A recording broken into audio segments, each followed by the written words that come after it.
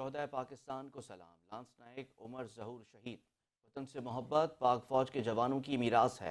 हमारे शोहदा ने अपने खून से आबियारी करके वतन अजीज़ की बुनियादों को मजबूत किया।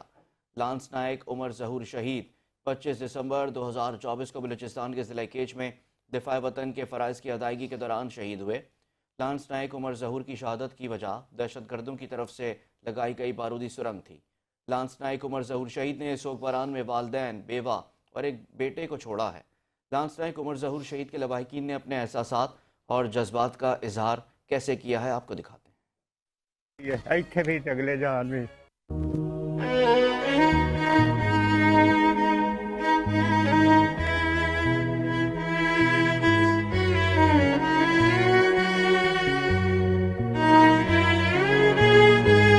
बड़ा मैं औखा होके पालिया, औखा दी मजदूरियां करके बड़ों ने स्कूले भेजा जी। बड़ों ने शौक आई मैं फौज जम्मू जाना।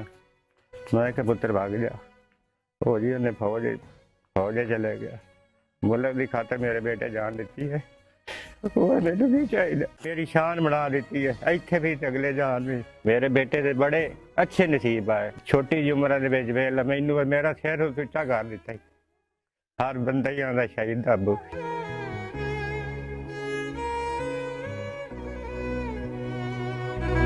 बेटा मेरा बड़ा लेका थारे नाल शेर मेरा बहादुर बच्चे में सांभे बड़े औखे हैं। जिसे मेरे सुख दे आए उसे मैंने राह छड़ दिया। अल्लाह मियां उन्होंने शहीदां वाली मौत दी, इस गल ते मैनू फखर है। उनका सलूक मेरे साथ बहुत अच्छा था।